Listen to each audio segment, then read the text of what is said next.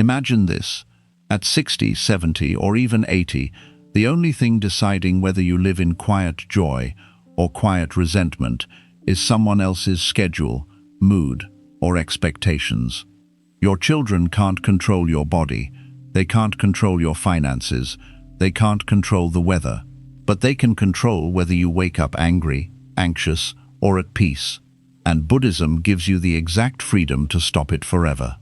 This is not about abandoning your kids. This is about finally freeing your soul so you can die with a heart at total peace. If you're over 60 and you're still letting your children decide your happiness, this teaching is for you. Stay until the end, because the moment you hear the truth, you'll never be the same again. 1. Love your children without making them your emotional master. The first lesson is this: your children may be part of your life, but they should not become the rulers of your inner world. Many parents do not realize when love has slowly turned into emotional slavery. They say, "I only care because they are my children." Yes, of course you care. A mother cares. A father cares. A heart that has sacrificed for many years cannot suddenly become empty. But caring is not the same as being controlled. You can care about your child's health without losing your sleep every night. You can care about your child's marriage without treating every problem in their home as your own personal failure. You can care about your child's money struggles without destroying your own peace, trying to rescue them from every consequence. You can care about whether they visit you without making your whole value depend on their presence. This is where many older people suffer. They confuse love with control. They confuse concern with anxiety. They confuse sacrifice with self-erasure. They spent many years raising their children, feeding them, protecting them, guiding them, praying for them, worrying about them, and standing behind them. Then the children grow up. They develop their own homes, their own habits, their own mistakes, their own opinions, their own priorities. And the parent feels a strange emptiness. The parent thinks, after everything I did, why do they not listen to me? Why do they not need me the same way? Why do they not ask before making decisions? Why do they not call as much? Why do they treat me like I am no longer central? This pain is real. But you must understand something clearly. Your children growing into their own lives is not always rejection. Sometimes it is simply life moving forward. The problem begins when you take every independent decision as an insult. You raise them to walk. Now you are hurt because they are walking. You raise them to think. Now you are hurt because they think differently from you. You raise them to live. Now you are hurt because they are living a life that does not always revolve around you. This is hard to accept, but it is necessary. In Buddhism, wisdom means seeing reality as it is, not as your attachment wants it to be. Reality is this: your children are not extensions of your body. They are not servants of your old age. They are not emotional medicine for your loneliness. They are separate beings, walking their own karmic path. You gave them life, but you do not own their life. You guided them, but you cannot control every step. You loved them, but you cannot demand that they repay your love in the exact form you imagined. This does not mean they should disrespect you. It does not mean they should neglect you. It does not mean you should accept cruelty, but it does mean you must stop making their behavior the remote control of your mind. If your child speaks gently, be grateful. If your child speaks harshly, remain steady. If your child visits, welcome them with warmth. If your child does not visit, do not collapse into self-pity. If your child takes your advice, bless them. If your child rejects your advice, let them learn. This is not weakness. This is maturity.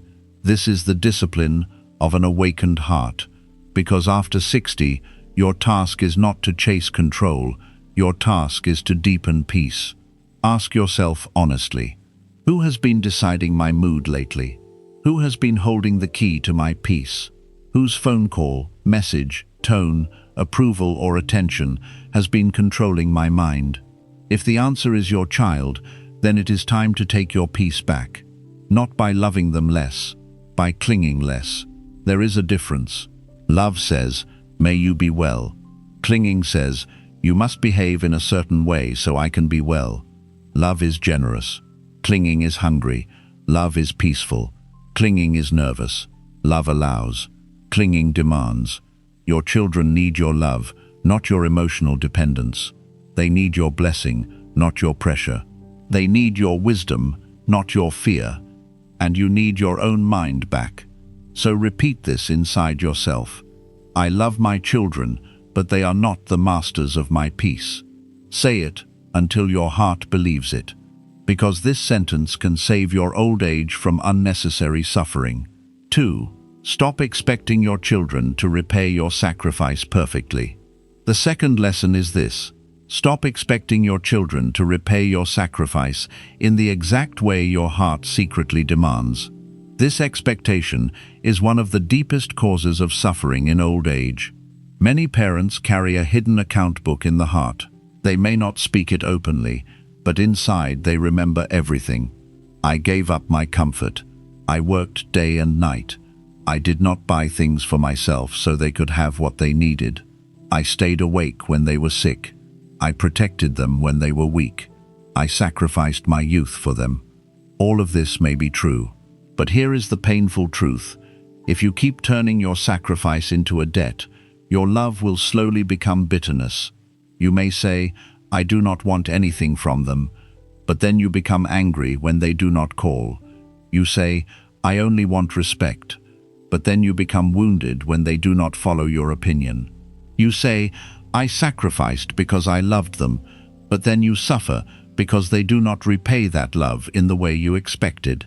This is where you must be very honest with yourself. Did you give love freely, or did you give love with a silent contract? A silent contract sounds like this: I raised you, so you must always listen to me. I suffered for you, so you must never disappoint me. I gave you my life, so now your life must revolve around me. I carried you when you were small, so now you must carry all my emotions. This kind of thinking creates pain for both sides. It makes the parent feel unpaid. It makes the child feel trapped, and the relationship becomes heavy. The Buddha taught that clinging to past actions creates suffering because the mind keeps trying to collect payment from life. But life does not always repay in the form we expect. Sometimes your child will love you, but not express it well. Sometimes your child will care, but be emotionally immature. Sometimes your child will be grateful, but too busy, confused, stressed, or distracted to show it properly. Sometimes your child will disappoint you. Sometimes your child will be selfish. Sometimes your child will not understand the depth of what you gave.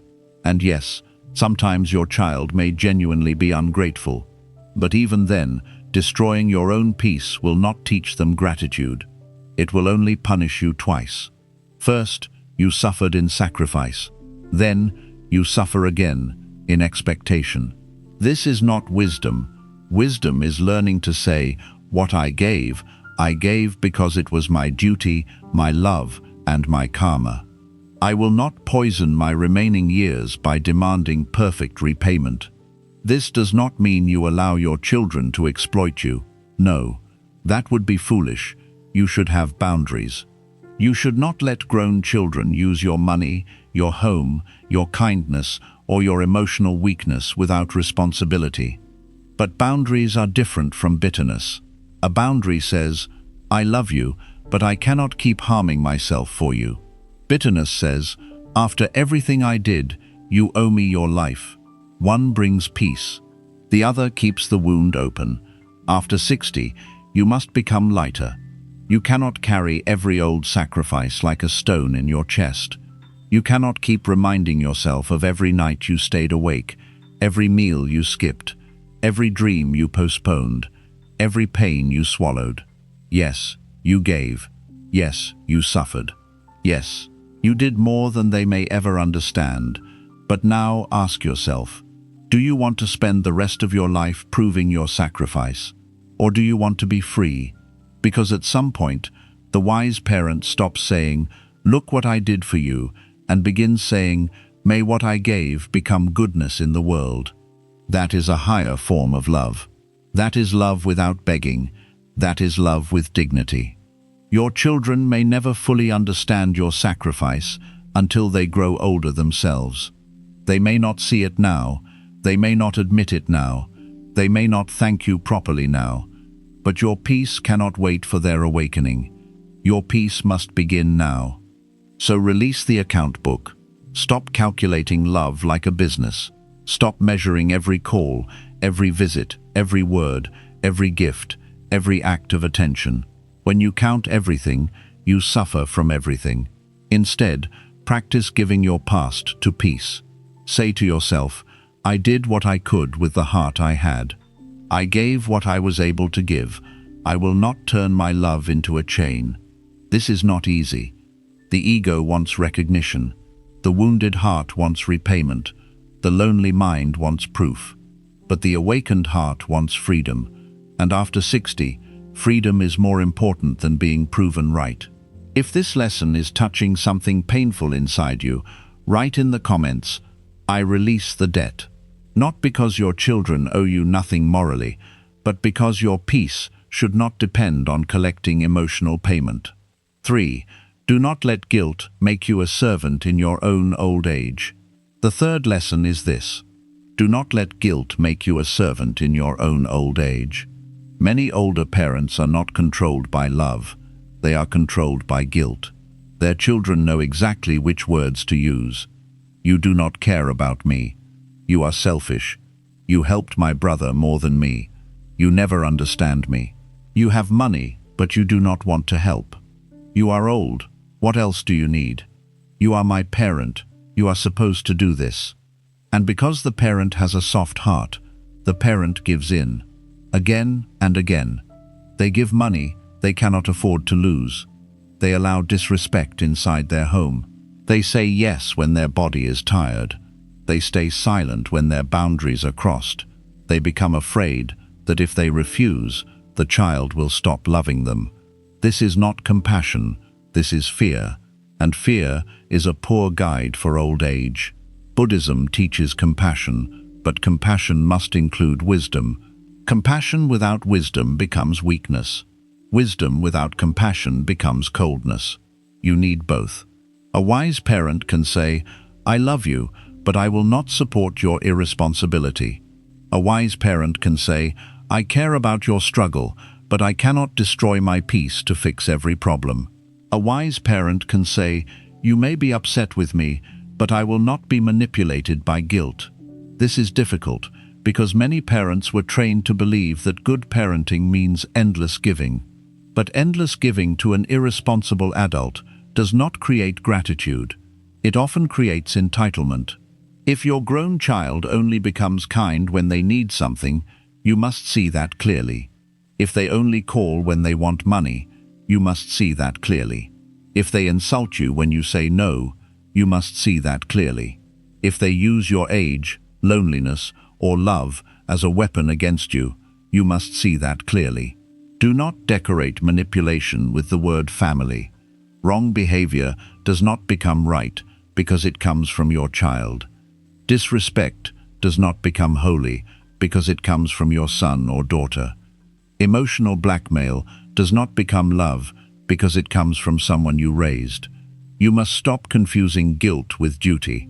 Duty is calm, guilt is anxious. Duty acts from wisdom, guilt acts from fear.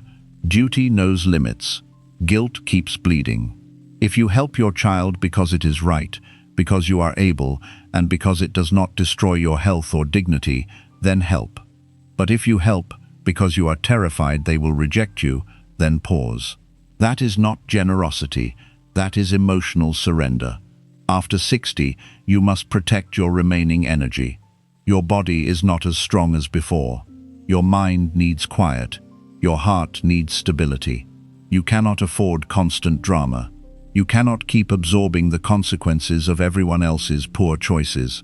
Your old age is not a storage room where your children can dump their anger, debt, laziness, failed plans, and emotional storms.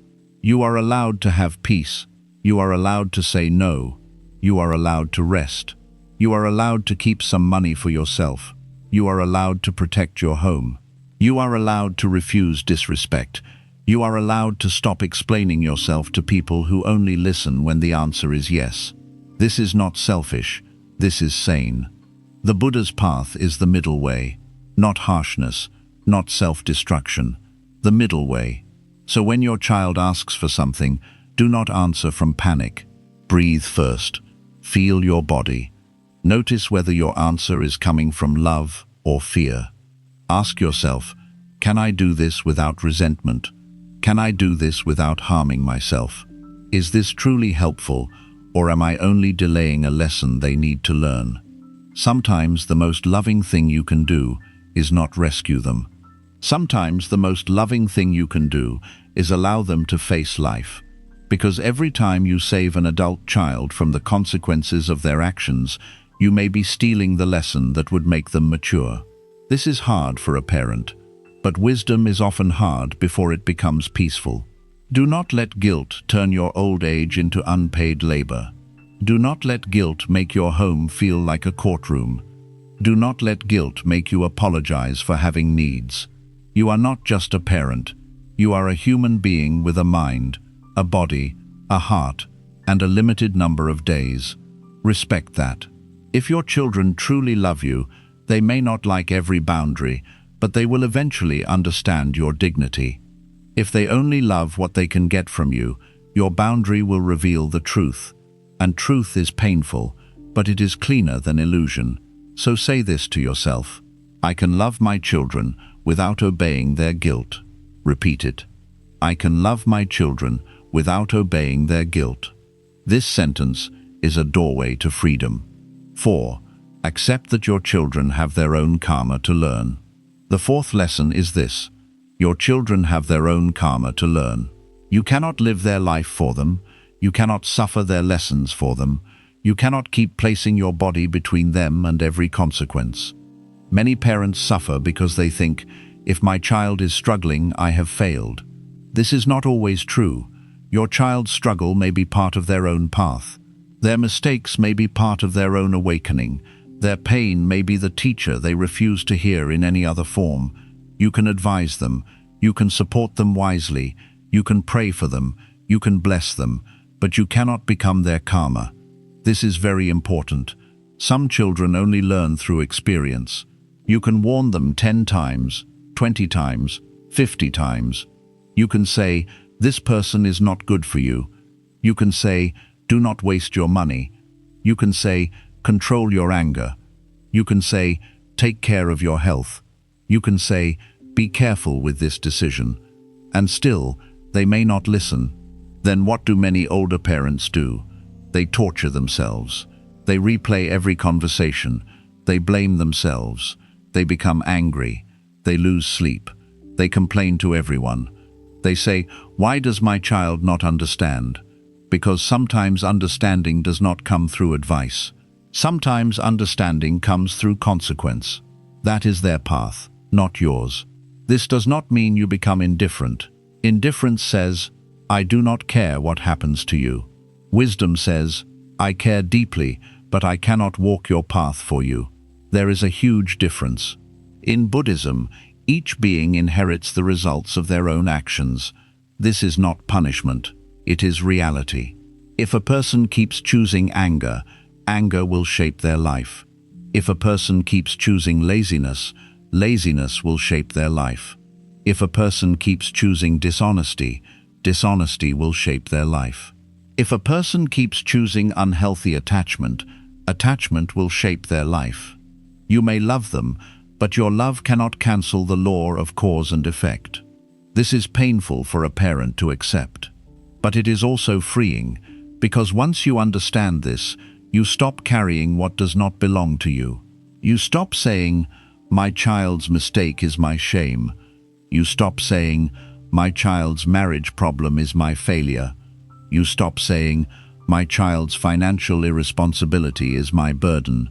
You stop saying, my child's anger means I was a bad parent. No, you may have made mistakes as a parent. Every parent does. You may have been too strict, too soft, too busy, too worried, too controlling, too silent, or too protective. Be honest about that.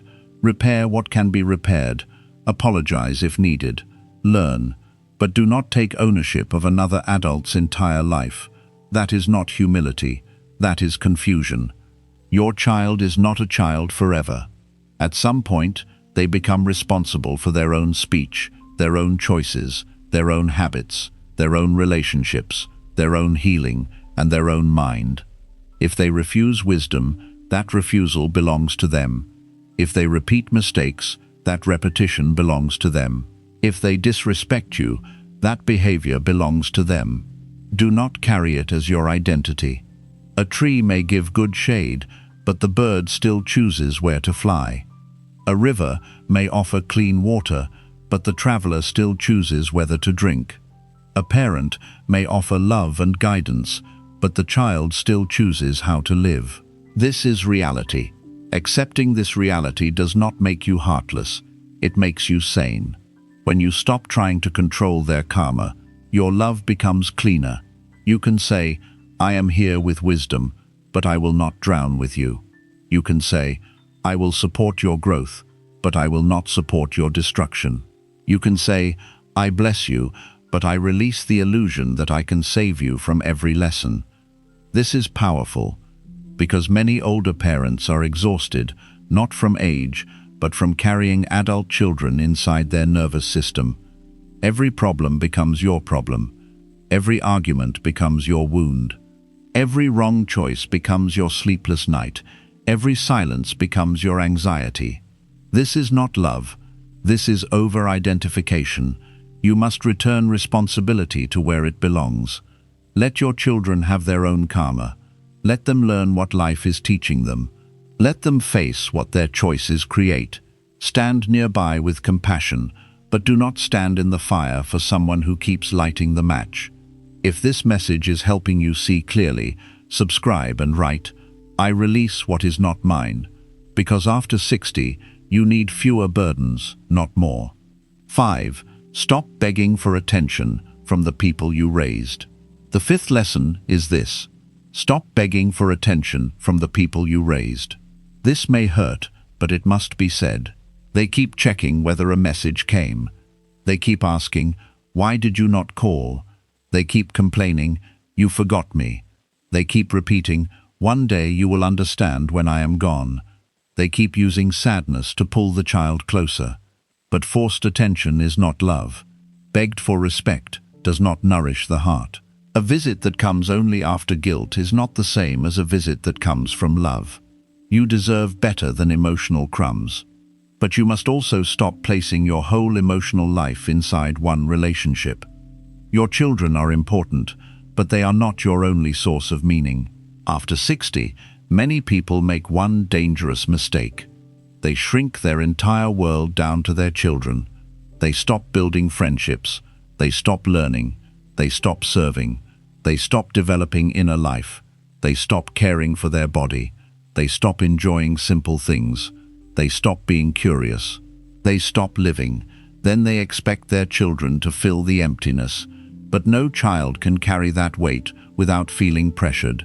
Your loneliness is real, but your child cannot be your only answer. Your need for connection is real, but your child cannot become your whole world.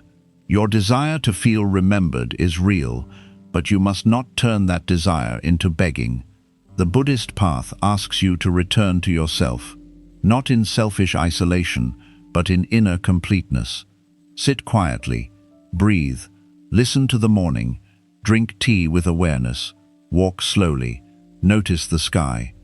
Speak kindly to a neighbor, read something that opens the mind, serve someone who is suffering, join a community, practice meditation, repeat loving kindness, clean one corner of your room with mindfulness, cook with gratitude, care for your body, let your life become wider again. Your child should be a beautiful part of your life, not the whole sky. When your world becomes wider, their absence does not destroy you.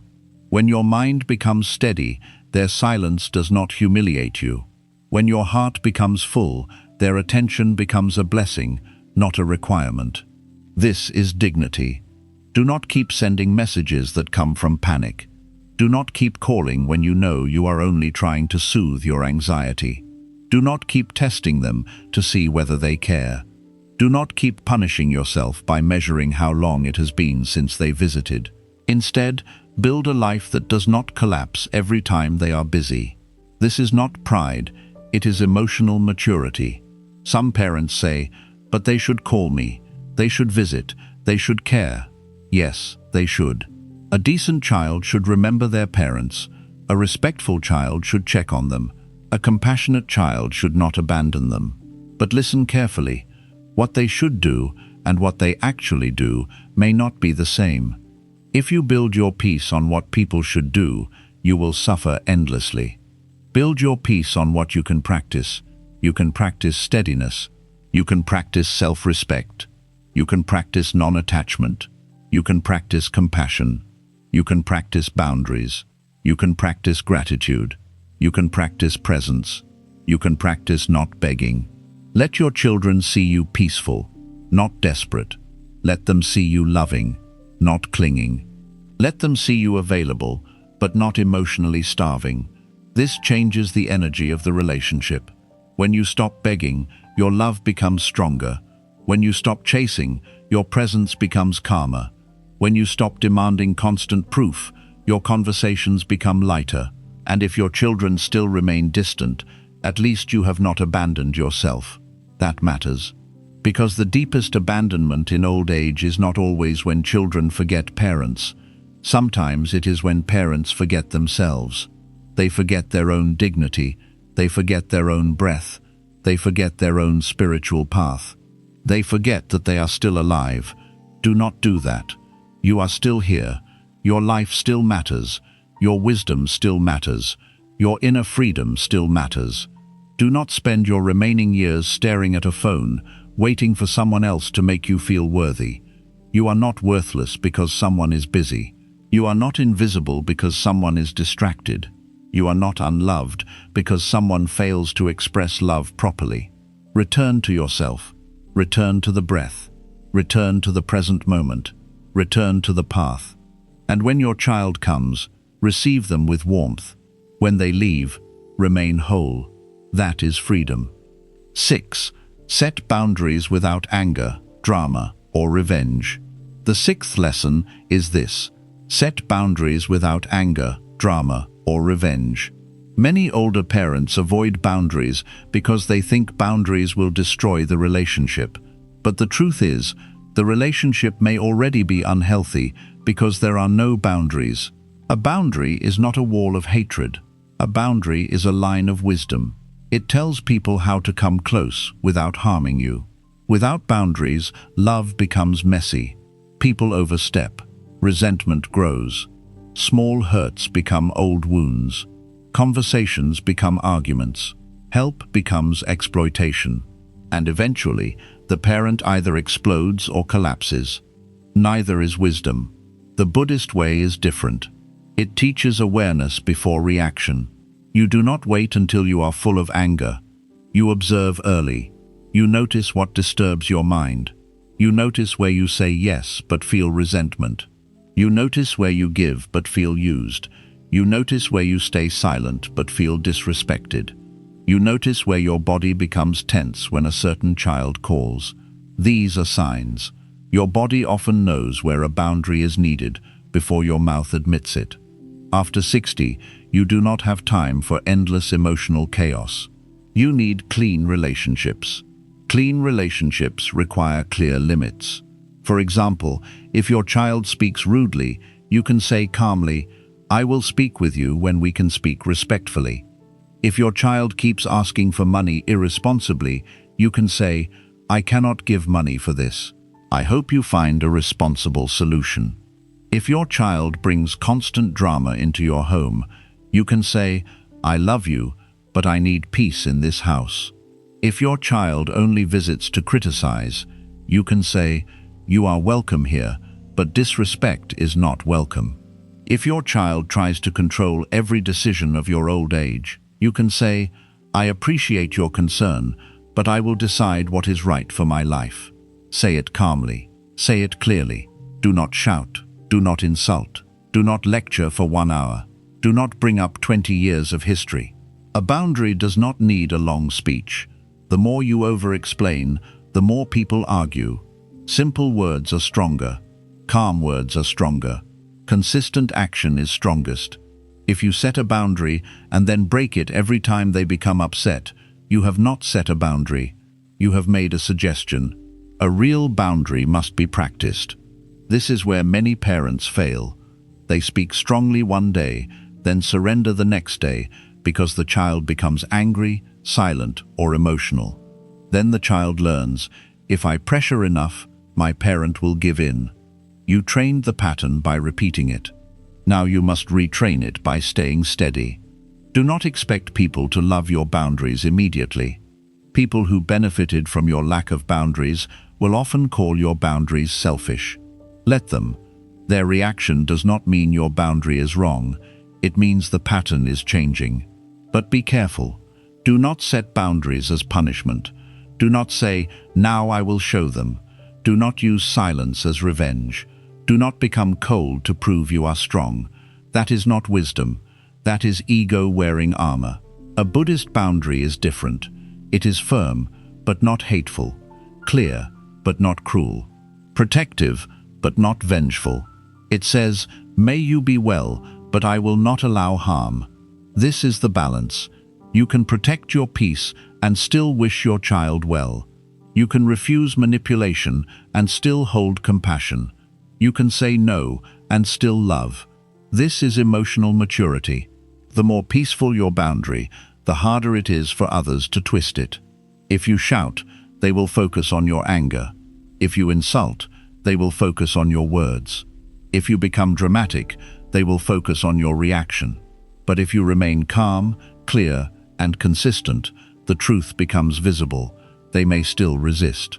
But inside, you will know you acted with dignity. After 60, dignity matters. Do not spend your old age fighting like a wounded child. You have lived too much for that. You have seen too much for that. You have survived too much for that.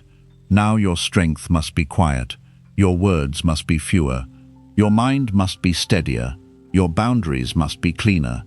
This is how you protect peace without creating new suffering. So ask yourself today, where do I need a boundary? With which child? Around money? Around disrespect? Around visits? Around decisions? Around my home? Around my time? Around my health? Around my emotional energy? Be honest. Then choose one boundary and practice it calmly. Not 10 boundaries at once. 1. Start where the suffering is greatest. And remember, a boundary is not meant to control your child. It is meant to control your participation. You cannot always stop someone from behaving badly, but you can stop offering them unlimited access to your peace. That is your power. 7. Make your old age a spiritual season, not a family battlefield. The 7th lesson is this. Make your old age a spiritual season, not a family battlefield. This is the lesson that brings everything together. After 60, life becomes more honest. The body changes, energy changes, people leave, roles change, the world becomes faster, children become busy, friends may disappear, health may become uncertain, and the mind begins to ask deeper questions. What was my life really about? What remains now? What should I do with the time I still have? This stage of life is not meant to be wasted in constant family drama. It is meant to become a season of wisdom, a season of release, a season of inner freedom, a season of spiritual ripening. But many people miss this sacred opportunity because they spend their old age trapped in arguments with their children. They replay old wounds. They complain every day. They compare one child to another. They wait for apologies. They fight for control. They carry resentment. They become bitter. They say, "My children ruined my peace." No, be careful with that sentence. Your children may have disappointed you. They may have hurt you. They may have neglected you. They may have disrespected you. But if you give them the power to ruin your entire remaining life, then you have abandoned your own practice. The path is still yours, your breath is still yours, your mind is still yours, your karma is still yours, your awakening is still yours. Do not give your final chapter to resentment. Do not let your last years be defined by who visited, who called, who forgot, who helped, who disappointed, who said what, who married whom, who spent money where, who listened and who did not. Is that really how you want to spend the precious time left? Life is uncertain. Death does not wait until every family issue is solved. Death does not wait until every child apologizes. Death does not wait until every wound is explained. Death does not wait until everyone finally understands your sacrifice. So you must not postpone peace. You must not say, "I will be peaceful when my children change." That is foolish. That is handing your liberation to unstable conditions. Be peaceful now. Practice now. Let go now. Set boundaries now. Forgive where you can now. Accept what is true now. Stop chasing what is not coming now. Start living from wisdom now. This does not mean your pain disappears overnight. It means you stop feeding it every day. Pain may visit, but you do not have to build it a room. Sadness may arise, but you do not have to make it your identity. Disappointment may come, but you do not have to turn it into bitterness. Loneliness may appear, but you do not have to let it make you desperate. This is practice. Every day, practice releasing the grip. When thoughts about your children disturb you, breathe and say, "This is attachment." When anger rises, breathe and say, "This is suffering." When guilt appears, breathe and say, "This is fear." When love appears, breathe and say, "May they be well." When pain appears, breathe and say, "May I be free." This is how old age becomes sacred, not because everything outside becomes perfect, but because something inside becomes steady.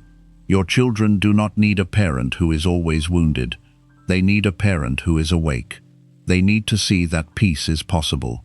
They need to see that aging can be graceful. They need to see that love does not have to control. They need to see that boundaries can exist without hatred. They need to see that a human being can grow softer and stronger at the same time. This may become your greatest teaching, not a lecture, not a complaint, not a demand. Your presence, your calmness, your dignity, your refusal to be dragged into every storm, your ability to bless without clinging, your ability to love without begging, your ability to age without becoming bitter. That is powerful. That is Buddhism lived, not just spoken. So from today, stop making your old age a courtroom where your children are always on trial. Stop making your heart a battlefield where every memory fights every expectation. Stop making your home a place of emotional waiting. Make it a place of practice, a place of silence, a place of prayerful attention, a place of mindful breathing, a place where tea is taken slowly, a place where the body is treated gently, a place where the mind is trained daily, a place where love is offered without chains, a place where peace is protected. And when your children come into that space, let them feel calm, not pressure. Let them feel warmth, not accusation. Let them feel truth, not drama. And if they still do not understand, remain peaceful anyway, because your peace is not a performance for them. It is your path. Your old age is not a punishment. It is not a leftover part of life. It is not a waiting room for death. It can become the deepest chapter of wisdom you have ever lived, but only if you stop handing it over to people who are still struggling with their own minds. Even your children, especially your children. Love them, bless them, guide them when invited, help them when it is wise, set boundaries when needed, release them when necessary, and return again and again to your own breath, because at the end of life, the mind you trained is what will stay with you, not their approval, not their phone calls, not their obedience, not their gratitude, your mind, your karma, your peace, your awakening. So do not waste your final years trying to control what was never fully yours. Your children came through you, but they do not belong to you. Your peace lives within you, but you have forgotten to protect it. Now protect it. Now reclaim it. Now live your old age with dignity. If this message reached your heart, subscribe to this channel for more Buddhist wisdom on aging, peace, and letting go. Write in the comments, "My peace belongs to me." And remember this clearly: your children may influence your life, but they should not decide your peace. Not after 60, not now, not ever.